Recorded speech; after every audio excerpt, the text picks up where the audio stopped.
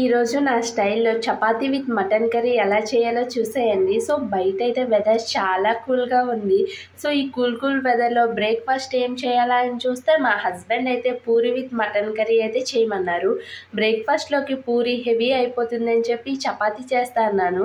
Okay అన్నారు. So ఇంకా నేను ప్రాసెస్ అయితే స్టార్ట్ చేసేస్తా, చూసేయండి. ఈ రెండు కాంబినేషన్ అంటే ఎంతమందికి ఇష్టం కామెంట్ చేసేయండి. అలాగే ఇది టేస్ట్ కూడా చాలా బాగుందనమాట. మీకు కూడా నచ్చితే ఒకసారి ట్రై చేసేయండి. మున్న మేడ మీద బట్టలారేస్తూ కూని రాగమేదో తీసేస్తూ పిడికెడు ప్రాణం పిండేసేలా పల్లవి పాడిందే పిల్ల. నిన్న కాఫీ గ్లాసు చేతి కందిస్తూ నాజుకైన వెళ్ళు తాకేస్తూ మెత్తని మత్తుల విద్యుత్తికై ఒత్తిడి పెంచిందే మళ్ళా.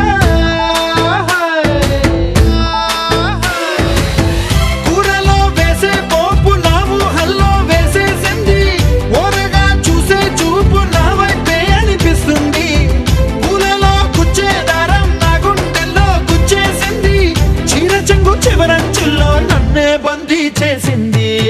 పొద్దున్నే హెల్లో అంటుంది, పొద్దు పోతే చాలు కళ్ళొకొస్తుంది. పొద్దస్తమానం పోయినంత దూరం గుర్తొస్తుంటోంది.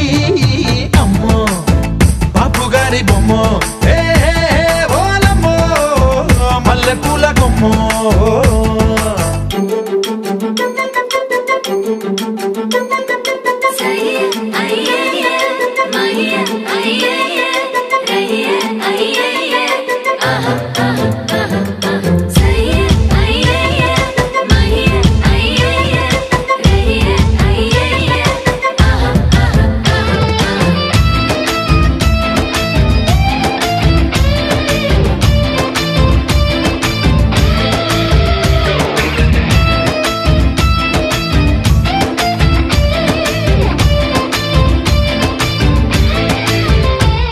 ఏ మాయాలోకంలోనో నన్ను మెల్లగా తోసేసింది. తలుపులు మూసింది, తాళం పోగొట్టేసింది. ఆ మబ్బుల అంచుల దాకా నా మనసుని మోసేసింది. చప్పుడు లేకుండా నిచ్చెన. సో మన మటన్ విత్ చపాతీ అయితే రెడీ అయిపోయింది అనమాట. సో అలా నిమ్మకాయ పిండుకొని ఆనియన్ పెట్టుకొని తింటే అదిరిపోయింది అసలు. సో మీకు కూడా నచ్చితే ఒకసారి ట్రై చేసేయండి. వీడియో నచ్చితే సబ్స్క్రైబ్.